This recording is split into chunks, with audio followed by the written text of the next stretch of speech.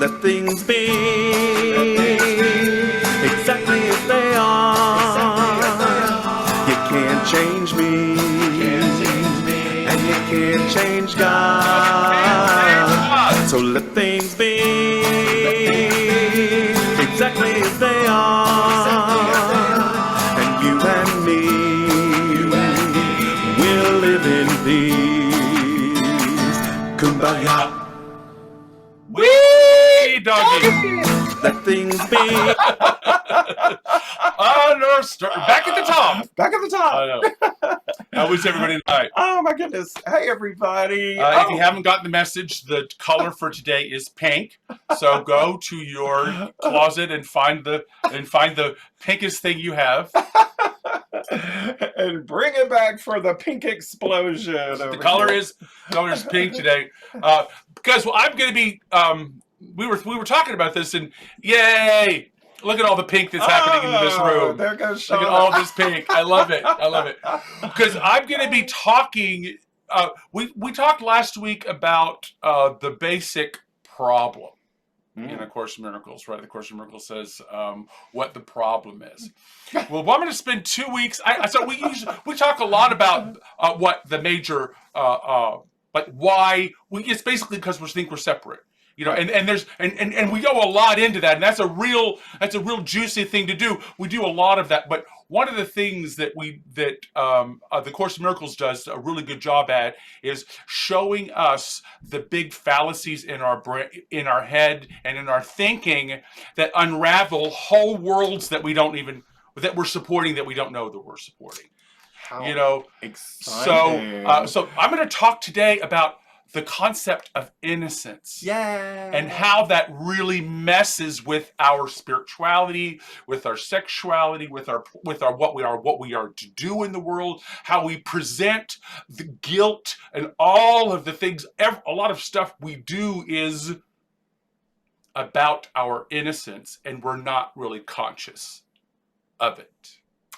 Cool, but before we get into all of our things... So, pink! The color is pink. If you were wondering why we're all pink here, it's because the theme of the day is innocence. Yeah, isn't that cute? That's adorable. All right. So thank you, Shauna, for participating. No. I want to thank everybody that's here. Thank you, Sherry, for joining us here in the room today. And if anybody's listening, when people are listening on the radio, we want to thank you. Thank you so much for listening. And if you're watching on YouTube later, we really, really, really thank you. Big hey, hearts. Sherry, thanks for... Hearts and stars in the room all over the place. We love that. We're so glad you're here. Thank you very much.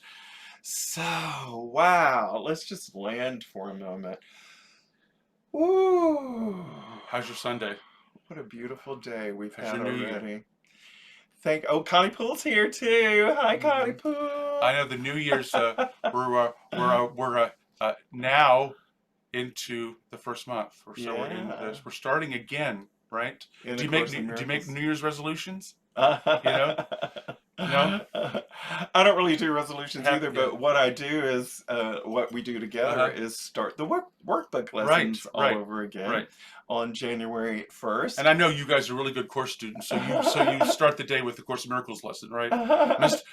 Around this house, we start the day and we listen to Mr. Miracle read the lesson to us on the ACIM website. We call him Mr. Miracle. What's the lesson today? And we listen to Mr. Miracle read us the lesson. And then we go to awareness meditation. And then we do meditation in the morning. Yeah, so it's a wonderful way to start the day. Certainly with you. We start the day together with you. And seeing my friends and things. And with A Course in Miracles. So what we're going to do first, I think, is look at some of the lessons from last week. I'll let you find the first 50 lessons are like the basic big bulk, and she builds on these concepts, So we're going to go over lessons 15 through 21, because we're at 21 right now. We left off at 14, of course. Yeah. So. Well, January is easy because the lessons go along with the dates. This is the only month that does that. So. Yeah, it's the only month that does that. So we're going to start with lesson 15, which was last Monday. And it goes like this: my thoughts are images that I have made. You can keep going at this and keep going at this, and this will never get old for you. Mm-hmm. Because I'm still finding images that I think I believe, but Yeah. I've made them. My thoughts are images I have made. I love the exercise because it says, in practicing the idea for today, repeat it first to yourself and then apply it to whatever you see around you, using its name and letting your eyes rest on it as you say, this blank glass of tea. This blank is an image that I have made. This Made. blank is an image that I have made. I love that. I So, love that. 15. So then 16 is, I have no neutral thought. That actually leads into this thoughts. Because you go, I like this and I made that. I don't like that and I like that. So no thought that we have is neutral. I mean, that's really good to know. I mean, because your thoughts, my thoughts, this is what I'm realizing, this year and years past when I've read it too, but this year really, my thoughts, well, again, the course says I am not alone in experiencing the effects of my thinking. Well, we're getting there. Yeah. We're getting there. I think it was before this, but anyway, what it is, if my thoughts affect everything else, then they can't be neutral. They can't. So I love that. It can change the way your actions you take and the decisions you make and quick judgments that you make. I see no neutral things. Is lesson 17. We move into lesson 17, which says, I see no neutral things. So if you have no neutral thoughts, then it makes sense that you would see no neutral things. Become aware of the push and pull of your likes and dislikes. Yeah. Become aware of the push and pull of where it is, what it is yours to do. Do you feel the tension there? And then on lesson 18, oh, here it is. See? Here it is. I'm like, we're getting there. It's like I thought it was earlier. Anyway, lesson 18 is, I am not alone in experiencing the effects of my seeing. Right? How about that one? If we're all one and we're we and we're they, then of course I'm experiencing the thoughts of our thinking. We're all that's why. Where do you live? What are you trying to get away from? Who do you think you are? But very practically, that's why. It's very practical. Meditating together, like in the morning, meditating with you guys. Right. Really makes a huge difference in our lives because we're not alone in experiencing the effects of the meditation or what I'm seeing the rest of the day. I mean, it's so really clear to me. So lesson 19 is what I was just saying a minute ago. I am not alone in experiencing the effects of my thoughts, which again makes total sense. So the commander, the what we call sometimes around here our believing attention. What are we believing? I can't have my way, or everything works for my good. What are we believing? Life is difficult and short, or I have everything I need in front of me today for awakening. I mean, what is our believing attention? What thoughts? What are we going to be participating in? We're choosing. It's not neutral, right? It's not neutral. You're picking. If you don't think you're picking, you're picking. I swear. Even if you're not aware that you're picking, you're choosing. Or you're letting, or basically, often you're letting momentum choose for you. Oh yeah. Or letting the momentum of something you're not conscious of move you. And that's like, oh man, that feels like you're not in control. Right. That feels like the world is doing something to you. And I can tell you that is a very difficult place to crawl out of. If you are sure that the world is doing something to you. Boy, that so keep going. Sure is true. Okay, so number 20, which was yesterday, is I am determined to see. I know she leads you down this road and was like, well then.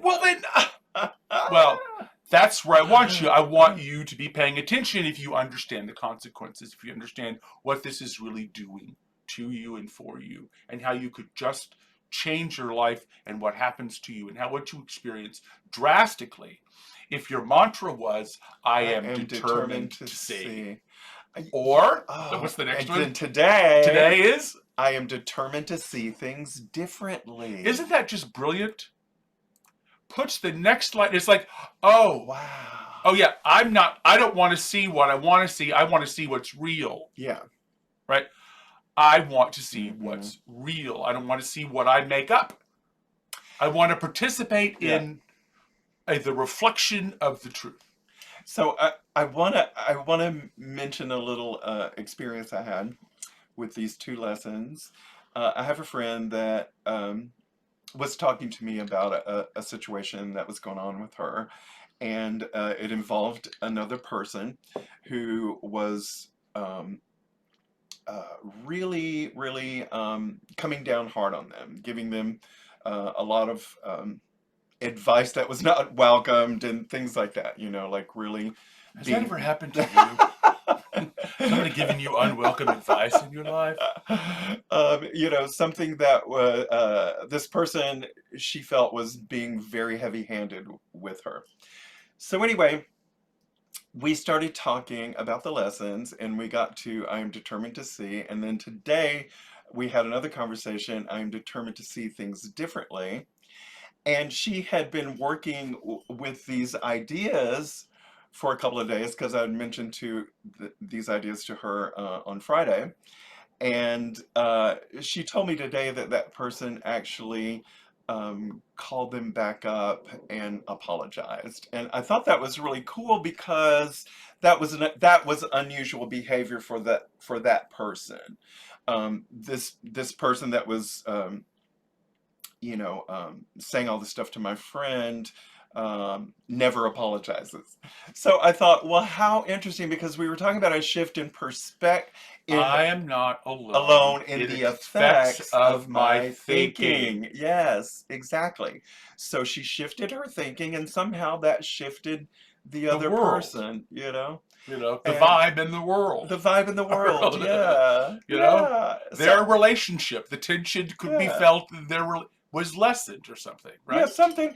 But it was really lovely because she felt that was a real miracle, because that's not common for that person she was talking to apologize. So I just as a very simple example, but so poignant, I think, with these lessons and how powerful our thoughts truly are. If your authenticity and your peace matter to you, that is. Yeah.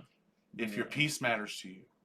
Yeah. If your ability to authentically share God, yourself with the world matters to you, that's what you'll do.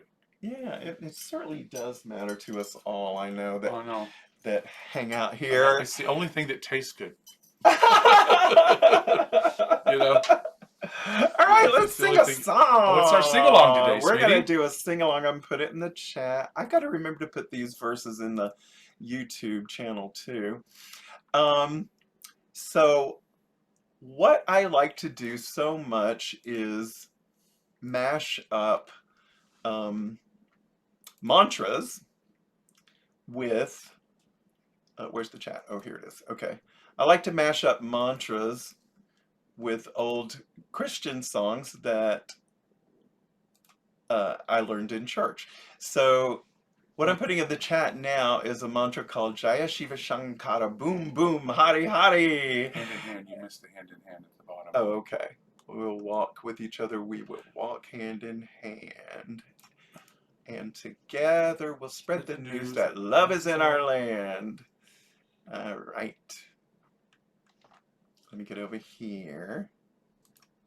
We're copying and pasting. And pasting. One-armed.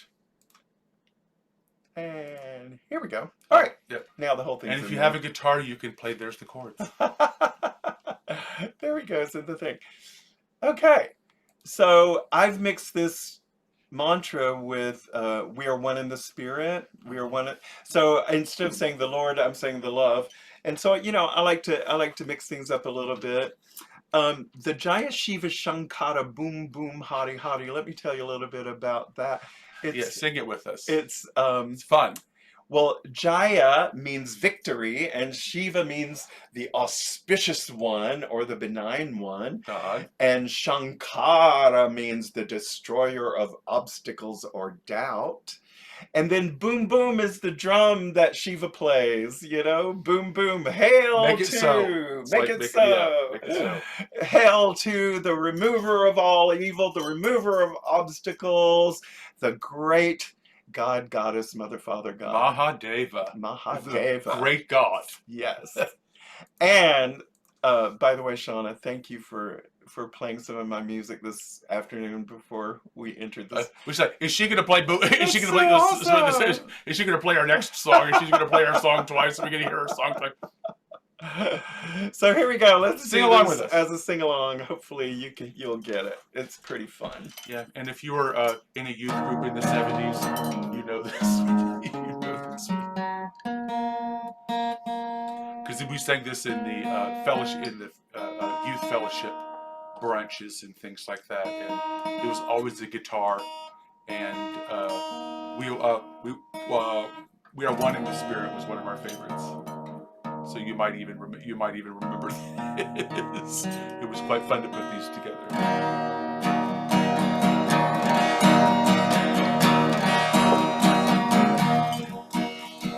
Jaya Shiva Shankara Boom Boom Hare Hare. Jaya Shiva Shankara Boom Boom Hare Hare. Hare Hare Hare Hare Boom Boom Hare Hare. Hare Hare Hare Hare Boom Boom Hare Hare.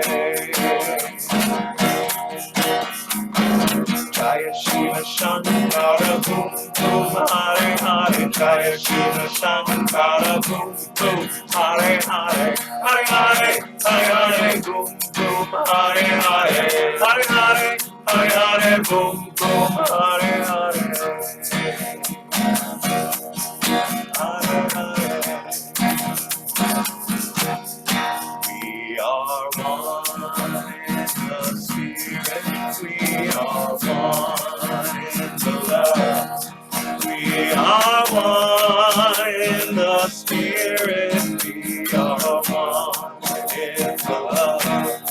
And we know that our unity can never be undone.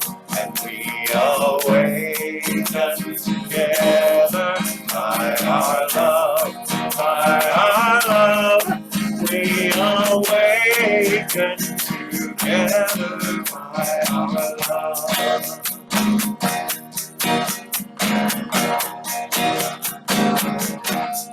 We will walk with each other. We will walk hand in hand. We will walk with each other. We will walk hand in hand. And together we'll spread the news that love is in our land. And we awaken together by our love, by our love. We awaken together by our love. Sing hallelujah, sing hallelujah, sing hallelujah. Love is in our land. Jaya Shiva Shankara Boom Boom Hare Hare. Jaya Shiva Shankara Boom Boom Hare Hare. Hare Hare Hare Hare Boom Boom Hare Hare. Hare Hare Hare Hare Boom Boom Hare Hare. Jaya Shiva Shankara Boom Boom Hare Hare. Jaya Shiva Shankara Boom Boom Hare Hare. Hare Hare Hare Hare Boom Boom Hare Hare. Hare Hare Hare Hare Boom Boom Hare Hare. Hare Hare Hare Hare. Hare Hare.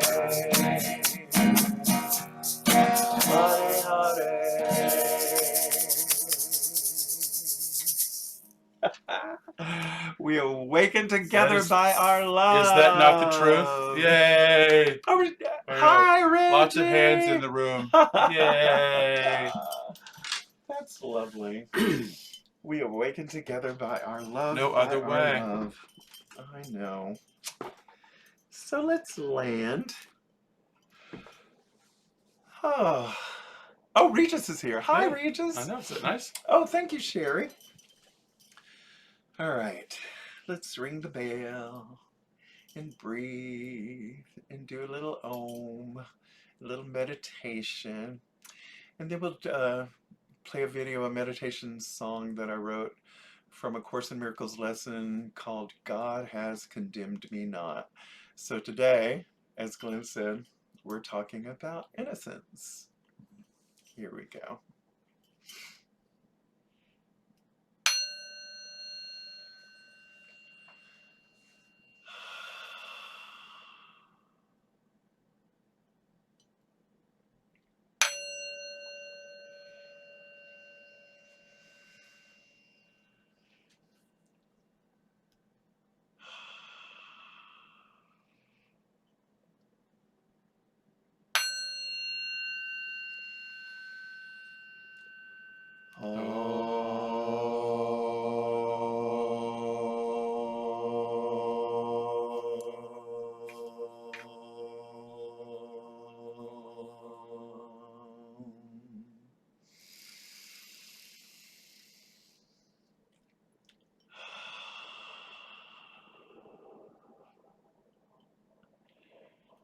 Right here, right now, in the Awakening Together Sanctuary, you and I are co-creating this unconditional circle of love where everything that we like and everything that we do not like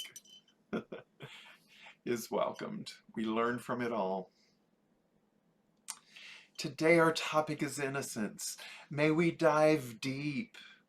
May we have a good look at our true beingness today. And may we see that sparkling, beautiful presence that is totally innocent.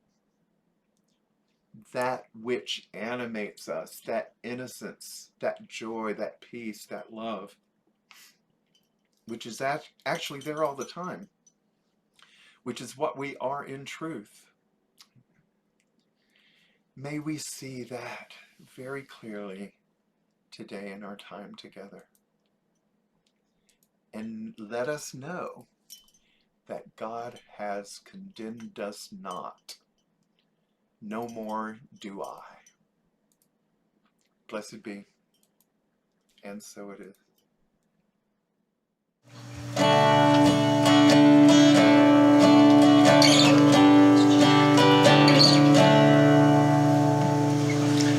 God has condemned me not.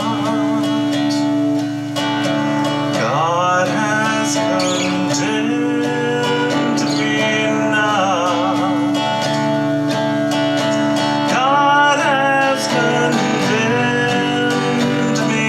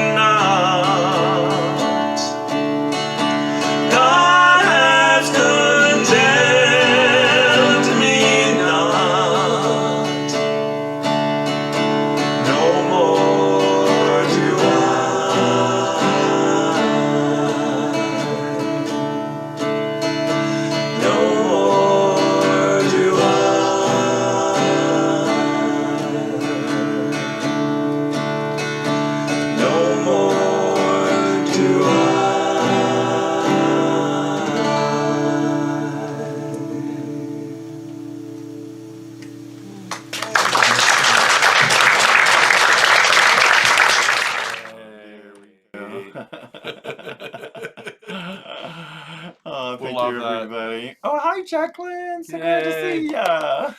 The color today is pink. If you Aw. haven't found it, it's pink. So if you Thank you, Shauna. I really appreciate that. That was my dear friend Doreen Younglove, who has since moved to Washington State. So we're trying to get her on the program. We're still working on it, but she is a lovely, lovely, wonderful, wonderful person. whose music has influenced our life. Yeah, For what? yeah, for sure. If you're reading along with in A Course in Miracles, like I know every year you read A Course in Miracles because you're such good Course in Miracles students. You read 12.8 pages a week like a good Course in Miracles student. I know you do. And if you did, because you've already read this, but this is the part I want to go over. In chapter 3, the innocent perception. Chapter 12.3 is the innocent perception. The Course in Miracles, Helen Schuckman, listening to Jesus in her head, this voice called Jesus in her head, put these things together. And innocence in A Course in Miracle is the chapter about why you even want to be here, like your very existence. So it's like, where do you want to start from? Where do you even? What do you think this is about? What do you want to accomplish? What's the whole exit? It's the existential question. All the existential questions, and she lumps this into innocence perception, right? Because if you have an innocent perception, you're not making stories about everybody and everything that's happening. I love to make stories about everybody and everything that's happening. Look, one of the characteristics... I'm doing it right now, folks. One of the characteristics about humans is that we're storytellers. Right. Yeah. Truly. Now, we're not the only storytellers. They're beginning to understand that, like most mammals, above a certain, electrical function in the brain, do some kind of storytelling function. So, what is your story? And are you innocent in this story? Earl Purdy's famous slide comes up in my head. He used to say, "Oh, I know what you did on your prom night." Yeah, that's not you. You don't. I know who you are. I know what you did on your prom. That's his line about like youthful indiscretion, like learning, growing up, the things that might be not too proud of in when we were growing up and like slipped on a banana one too many times, in front of everybody. Oh my goodness, how many times have I done that? Wow. So this existential question, why you want to be here, we're going to spend a couple of weeks on. So the first section I want to talk about is the very first section, atonement without sacrifice. Okay. Oh my God. There's the first big thing. To get ahead, you have to sacrifice something. That the world is built on your sacrificing. What mother, what parent doesn't raise their kid this way? To sacrifice, to do without, to this, and who doesn't raise their kids this way? There's, we even talk about sacrifice being a great thing. The only reason why you can get into heaven is this guy sacrificed his life for you. So sacrifice is this virtuous major thing. And it's like, oh no, atonement without sacrifice. Being able to know different and do different. That's what atonement is. Being able to know different and do different without losing. Do you see what in the world is losing? Do you see that she exposes the entire paradigm in that idea? That's the problem. The innocent perception, page 36 of the text. Thank you, Sean. Atonement without sacrifice. There we go. Thank you. So this is atonement without sacrifice, section 1. There's 8 paragraphs in this. It's not too bad. We're starting right at the bottom of the hour. So let's see how far we get. All right. I think we'll do all right. Yeah, I think we're gonna do fine. The image I want to give you. Oh, okay. Everybody, there's. I don't know about you, but there's this in every kind of culture. There's this image of an innocent child, like in the sun or in a field, like looking up at the stars, or like the image of the quintessential, stereotypical, like innocent child, like on the ground looking up, like this. We don't really believe that. We think it's kitschy and tripe and trite and all those things. Who wants to be innocent? I do. I do. Right. But do you begin to unpack how we even use and think of and understand those subconscious and unconscious ways of talking and working with innocence in the culture determine things for us, and we determine things behind the scenes in which we don't really have conscious. Because we're not alone in the experiencing the effects of our thinking. Yes. Okay. Here we go. Okay. Paragraph 1. So we just read particular underlined sections in these paragraphs. So I'm going to start with with this. The crucifixion did not establish the atonement. The resurrection did. I know my mother used to say, the point is he got up. I love that. If the crucifixion is seen from an upside down point of view, it does appear as if God permitted and even encouraged one of his sons to suffer because he was good. Interesting. Did you know that was in the Course of Miracles? I Did you know that was in I the Course actually of Miracles? didn't until we read this. You believe that there's a guy who needed to be good because you're so bad. Mm-hmm. You are so bad that there needed to be a perfect person in order to sacrifice because you're so bad.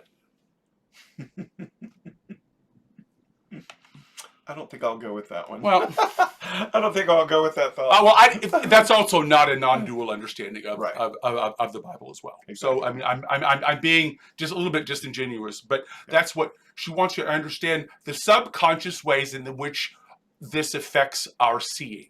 Mm-hmm. Okay, whether or not we actively believe it, whether or not we actively participate in it in a conscious way, unconsciously we do act as if this is true, and we are in a society in which we are affected by these things being operated on and being acted on as true. That's true. The fear of God. Mm-hmm. Crucifixion and scarcity is what she's talking about. Mm-hmm. Love and reality are rare things. Right. And precious and must be protected. That the good die and suffer for God. These are virtues. In the way that I talk about this, in the way that we understand this in 2024, would be a transactional spirituality. Yeah. A transactional spirituality. If I do this, then I get that. Right. That's the idea of Jesus as a bouncer.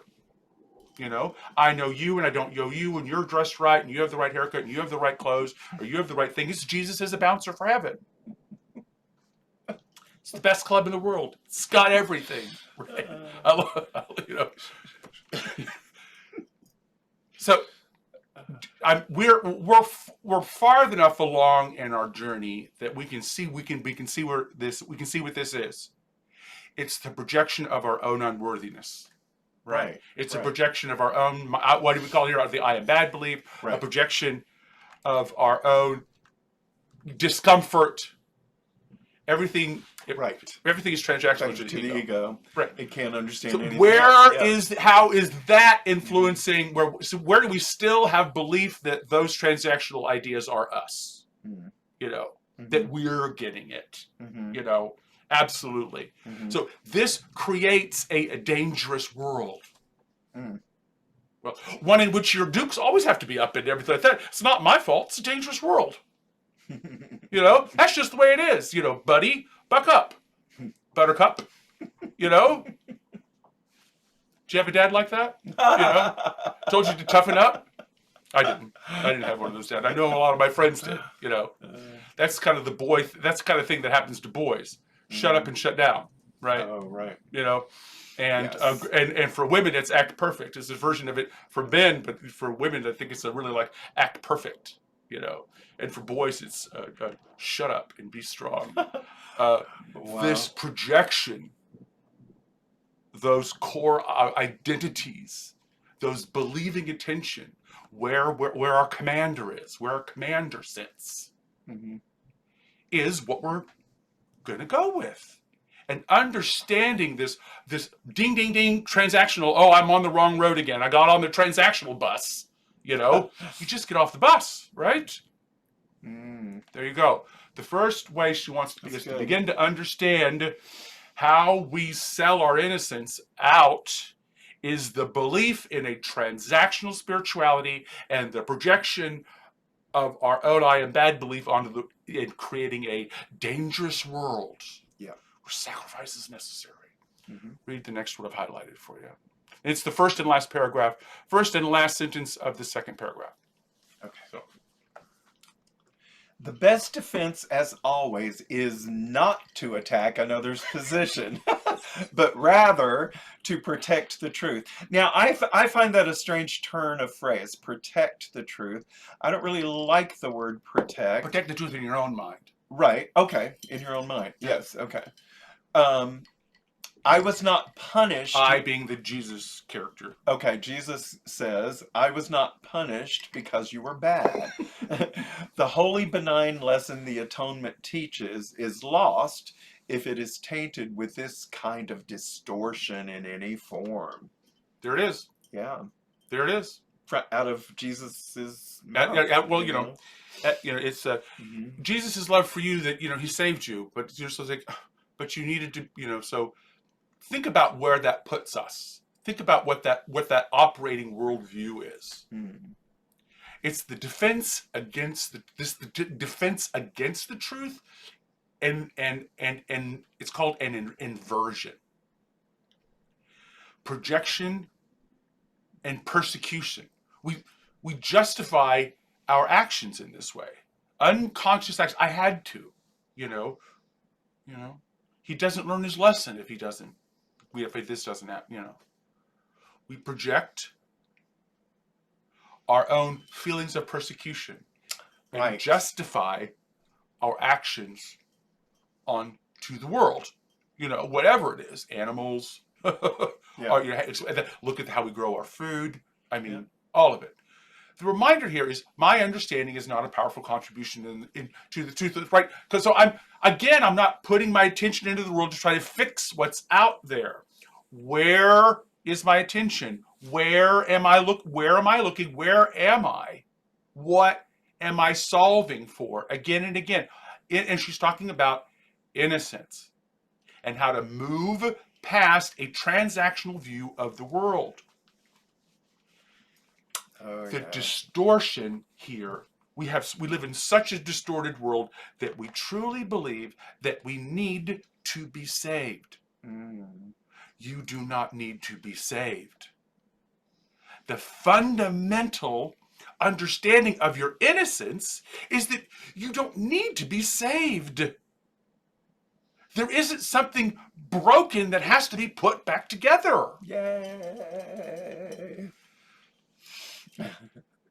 That's the understanding of this transactional world. If you're broken, then some outside force has to do something about it, or you have to earn the action of an outside force. Right. I see. Because you're broken, and if you're broken and you can't heal yourself, then something else has to be. Then that, again, you see the separation there? The only way that paradigm works is if, again, you're like, oh, well, woe is me, out here on a limb again. You know, it's just me out here dangling in the universe. Not really. Not really. I mean, that's a story. That's a really good story. We can tell ourselves. And when you are out on that limb and when you're dangling in the universe, you can be manipulated. Mm. Your attention can be stolen and you can work for something else other than your happiness and your awakening and your what is yours to do. your creativity will be stolen. We talked about that last week.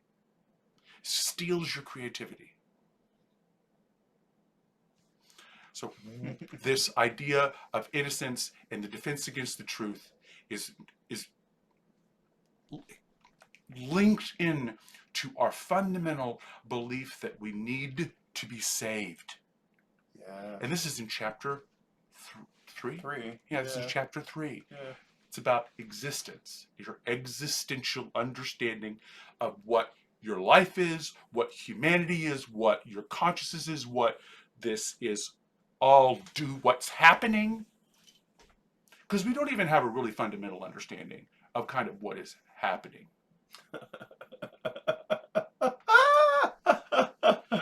The Course in Miracles says, everything I see, I made it. I'm making it up. That's the course. That's the corresponding Course in Miracles lesson. Oh, I've given everything I have given, I'm the lessons right now. Mm-hmm. I am determined to see. I am determined to see things differently. Yeah. Why? Because the way I see things now, it hurts. Right. Yeah. So why does it hurt? It's because I'm engaging in a transactional world. Mm-hmm. The world isn't transactional. It's reflective. Right. Oh, thank you. That just went click. Yay! I was thinking about, what I was talking about with my friend earlier, and that makes so much sense. It's reflective, not transactional. So, right. But you can tell the story transactional if you want to. Sure. Yeah. Mm-hmm. So you can tell the same series of events in a different way. It's how you tell the story. One isn't true and keeps you in the paradigm, and one is true that actually leads you out. Right. Oh, very cool. We're trying to lead you out. You don't have to change your life. We're trying to lead me out. We're trying to lead me. What does Regina say all the time? What does any teacher say? I did this because I wanted to learn it. Right. It's teaching what we need to learn here. So, paragraph 3. Oh, this is so cool. I love this paragraph. The statement, "Vengeance is mine, saith the Lord," is a misperception by which one assigns his own evil past to God. God does not believe in retribution. His mind does not create that way. He does not hold your evil deeds against you. I have made every effort That's Santa. Yes. That's the Santa Claus making a list, checking it twice. Yeah. The Santa Claus guy. She goes on to say in the last sentence, I have made every effort to use words that are almost impossible to distort, but it is always possible to twist symbols around if you wish. I love that she said that. Does she know you? She knows me. Definitely. Twist symbols around to make them mean what you want them to mean. Right. That's just news reporting. Yeah. That's just the news. What's on the news? Yeah. Vengeance and God. Something else we've really got to. You don't need to be saved, and this notion of vengeance and God and getting you and being good and why you're good and why you do what you do in this transactional spirituality and stuff. It's the literal projection of your own guilt on God. You can do it if you want to. You can do it as long as you want to. There are whole religions and rituals built around this. You can go for it. That you can spend your whole life digging out of that if you want to. That only at the time that you take it is voluntary. The free will does not mean you get to choose the curriculum, right? It's only the time you take it is voluntary. Yeah, exactly. The reminder here is that vengeance. This is what I was getting to earlier. The reminder here is vengeance prohibits creation. Nobody is holding your evil deeds against you. You don't have to make up for what you feel guilty for. You do, however, have to act differently, do differently when you know differently. Well, it just would occurs. Be an evidence. Well, I want to. It's reflection and not transactional. Right, but I want to rephrase what you said, because it's Sure. not you have to do this. Oh, sure. It's that it happens when you know the truth. Yeah. You know. So, let's move on to Go for it. paragraph 4, because we're halfway through. Okay, Yeah. we need to get we need to give. Okay, so paragraph 4. Sacrifice is a notion totally unknown to God. See, wow, okay. It arises solely from fear, and frightened people can be vicious. Sacrificing in any way is a violation of my injunction that you should be merciful even as your Father in heaven is merciful. And the idea of this is really unpacking the idea of sacrifice. The reminder here is that frightened people can be vicious. So be wary of your own decisions when you make decisions when you're frightened. Okay, the request is to be merciful always, of course, and to want to to see and be thought and to practice mercy, practice it. Yeah. And beware. The last little line here she makes is beware of any teacher that teaches by fear. Fear is a good teacher, but it is a way of understanding what we falsely believe is true. Beware of teachers who teach by fear. She makes this little sideline. Yeah. Keep going. Okay. Paragraph 5. The lion and the lamb lying down together symbolize that strength and innocence are not in conflict, but naturally live in peace. Here we go. Strength and innocence naturally live in peace. Blessed are the pure in heart, for they shall see God, is another way of saying the same thing. A pure mind knows the truth, and this is its strength. It does not confuse destruction with innocence, because it associates innocence with strength, not with weakness. Right. The pure in heart see God, but the pure in heart see reality. And if God isn't about retribution and vengeance, and it's like, then where are you going to put your loving attention? What are you going to believe? So you can build your world around these things. Do you understand what huge avenues this is? Vengeance. Blessed are the pure in heart, for they shall see God, is another way of saying the same thing about your strength is how well you see the world. And how well you see the world is how well you will know that you are innocent. Keep going. Wow. How well you see the world? You mean accurately? Accurately, yes, in truth. Okay. Innocence, this is paragraph 6.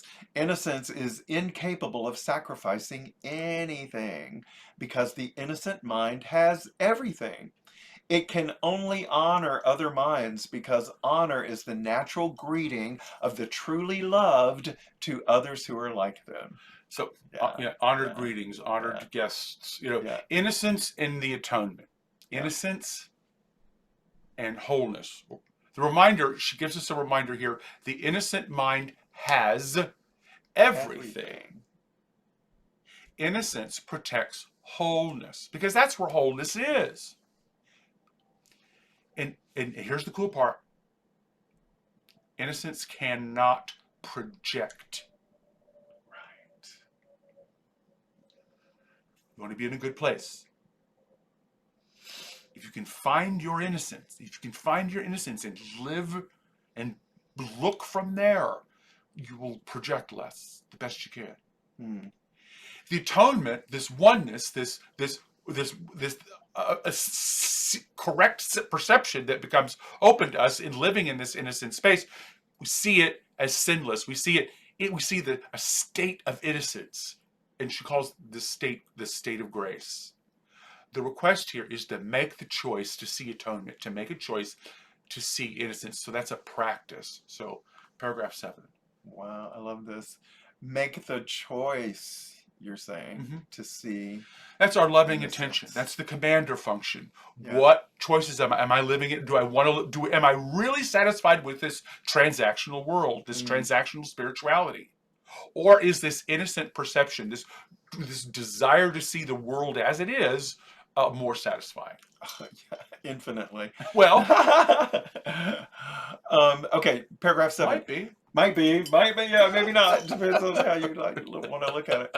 Okay, so paragraph 7. The atonement itself radiates nothing but truth. It therefore epitomizes harmlessness and sheds only blessing. Oh, I love that. Innocence is wisdom because it is unaware of evil and evil does not exist. Uh-huh. It is, however, perfectly aware of everything that is true. Yay. Innocence, evil, and the truth.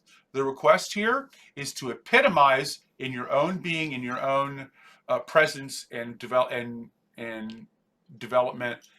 harmlessness and blessing. Another reminder is that evil doesn't exist. Okay, the way that you can think about things is don't solve this problem. It's like, oh, this is evil. This is that. That is not a problem that we're going to solve. Evil doesn't exist. It's not a problem that can be solved. The atonement is the perfect lesson because it's done. You know differently. You act differently. You wake up and you go, oh, now I know better. And the promise is you will believe, this is the feeling tone of being released. I'm innocent. Oh my God, I'm innocent. To be released from your errors. Nobody's coming to get me. There isn't a trail like Marley and Christmas Story. Oh. All his chains and things that he had done, he'd carrying around. Oh, right. Now, so you're innocent. Yes.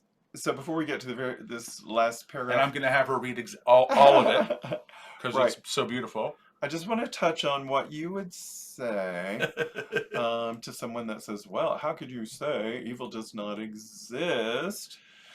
Because evil is usually what people say are actions. And most people say that we can say this is an evil person. Ask any good actor how to play somebody's evil, and they will say, have the evil person believe they're the hero. Yeah. They're doing all of this because they're trying to put the world back in order. Interesting. Vengeance is all about that. Yeah. I need to be in power so things go well and I'm okay. Right. All right. So it creates an atmosphere in which things only are allowed to go well in a particular very narrow paradigm. Yeah. And we call that evil. When only one person wins and only one person gets to live, that's a pretty narrow version of heaven. Yeah. So we call that evil. Yeah. Yep. Okay. The innocence of God is the true state of the mind of his Son. In this state, your mind knows God, for God is not symbolic. He is fact. Knowing his Son as he is, you realize that the atonement, not sacrifice, is the only appropriate gift for God's altar where nothing except perfection belongs. The understanding of the innocent is truth. That is why their altars are truly radiant. Now, we talked last week about the radiant altar and living from your altar. And that being this recognition that there's something beyond like this guilt and shame and stuff within us. There is this radiant altar. That radiant is outshining. The candle song. I'm gonna hide it under a bushel. Oh, this little light of mine. Yeah. I'm gonna let it shine. Yeah. So that is another idea of this radiant altar. And the radiant altar idea is also this innocent child, this innocent presence looking out onto the world. Innocent light. Atonement is never sacrifice. The oneness has it all in it, and it has everything. There isn't sacrifice in the atonement. And that's what we are. We can actually rest in that because it's true. The atonement, think of the atonement as the perfection of our inner altar. This, like you see the hands and the heart and everything like that. You see this over and over again in saints and Hindu, everything like that over and over and over again.